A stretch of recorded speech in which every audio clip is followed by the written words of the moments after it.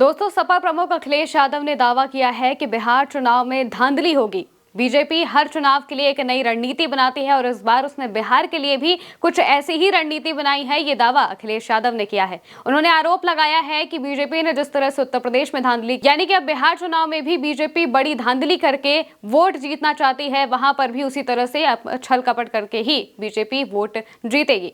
इसको लेकर अखिलेश यादव ने क्या कुछ कहा है आपको बताएंगे। साथ ही जो डिंपल यादव है, मैनपुरी से सांसद है समाजवादी पार्टी की, उन्होंने भी इस पर बयान दिया है। वहीं जो पूरा विपक्ष है वो लगातार बिहार में एसआईआर के मुद्दे पर बार बार सत्ता पक्ष से बहस की मांग कर रहा है, लेकिन बहस करने को तैयार नहीं है बीजेपी के लोग और सरकार के लोग। हालांकि इसको लेकर अखिलेश यादव ने क्या कहा है, पहले हम आपको वो बता देते हैं। अखिलेश यादव से जब इस पूरे मुद्दे पर सवाल पूछा गया तो उन्होंने कहा कि हर चुनाव को जीतने के लिए बीजेपी एक नई रणनीति बनाती है। 8 करोड़ वोट और 1-1.5 महीने में आप नई वोटर लिस्ट बनाएंगे। बिहार में नई वोटर लिस्ट बनवाना इस बात का संकेत है कि बीजेपी ने वहां भी किसी बड़ी चुनावी साजिश की तैयारी कर ली है। आप वोटर लिस्ट को लेकर शिकायत करेंगे तो प्रशासन साथ नहीं देगा। 18,000 वोट जो बीजेपी के इशारे पर डिलीट किए गए, लोग वोट नहीं डाल पाए थे।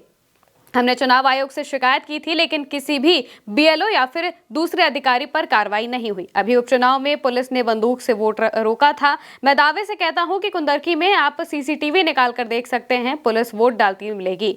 अयोध्या में ये लोग हारे थे तो मिल्कीपुर हराना जरूरी था। दोस्तों, अखिलेश यादव और बाकी पूरा जो विपक्ष है वो लगातार एसआईआर के मुद्दे पर बहस की मांग कर रहा है। जब से ही मानसून सत्र की शुरुआत हुई है तब से ही जो सदन है उसकी कार्रवाई बार बार स्थगित हो जाती है, क्योंकि विपक्ष बार बार इस बात की मांग करता है कि बिहार में जो एसआईआर का मुद्दा है उस पर बात होनी चाहिए, पहलगाम में जो कुछ भी हुआ उस पर बात होनी चाहिए। वहीं जो विदेश नीति है वो कैसे खराब हो गई है, इसको समेत और बाकी जो तमाम मुद्दे हैं इन सब पर बात होनी चाहिए, सदन में बहस होनी चाहिए। इसको लेकर इसकी जो मांग है वो बार बार विपक्ष कर रहा है, लेकिन जो सत्ता पक्ष है वो इस पर बात करने को तैयार ही नहीं है, वो इस पर जवाब ही नहीं देना चाहते हैं। इस वजह से जो विपक्ष है, अखिलेश यादव, राहुल गांधी और बाकी जो विपक्ष के सांसद हैं वो सभी प्रदर्शन करते हुए भी नजर आए। लगातार 3 दिन तक इस पर हंगामा होता रहा और तीसरे दिन, मानसून सत्र के तीसरे दिन प्रदर्शन किया गया, जमकर प्रदर्शन हुआ, जिसमें जो विपक्ष के सांसद नेता हैं वो सभी काले गमछे पहने हुए दिखाई दिए और बार बार वो इस बात की मांग करते रहे कि एसआईआर के मुद्दे पर बात होनी चाहिए। एसआईआर बहुत बड़ा धांधली का पूरा एक सिस्टम बनाया जा रहा है।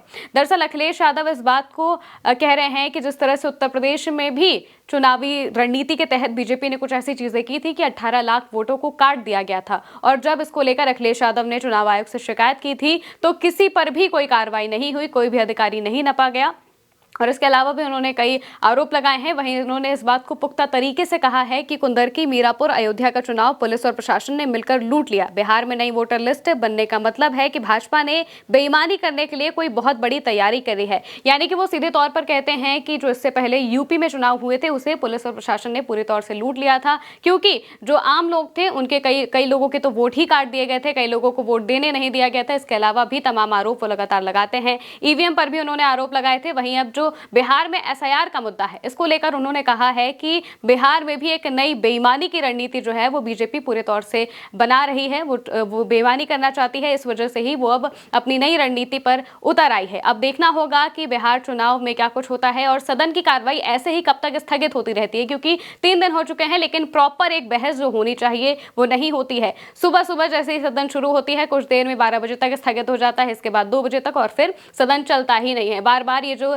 स्थगन की कार्रवाई है ये बार बार सदन में हो रही है, जिस वजह से जो जरूरी मुद्दे हैं उन पर बात ही नहीं हो पा रही है। सरकार अगर चाहे तो 3-4 मुद्दों पर बात के लिए मान सकती है, और इससे, क्योंकि जनता के लिए भी ये जानना बहुत जरूरी है कि आखिर पहलगाम हमले में किसकी चूक थी, ऑपरेशन सिंदूर में क्या कुछ उपलब्धियां हमें हासिल हुई। इसके अलावा जो बिहार में एसआईआर है इस पर भी सरकार को जवाब देना चाहिए, लेकिन इन सब सवालों से, इन सब जवाबों से सरकार बचना चाहती है। इस वजह से ही बार बार जो संसद की कार्रवाई है वो भी स्थगित हो रही है, उसमें भी काफी खलल पड़ रहा है। अब देखते हैं कि आखिर कब तक ये कार्रवाई इस तरह से स्थगित होती रहती है। फिलहाल के लिए मेरे साथ इतना ही। आप देखते रहिए भारत एक सोच।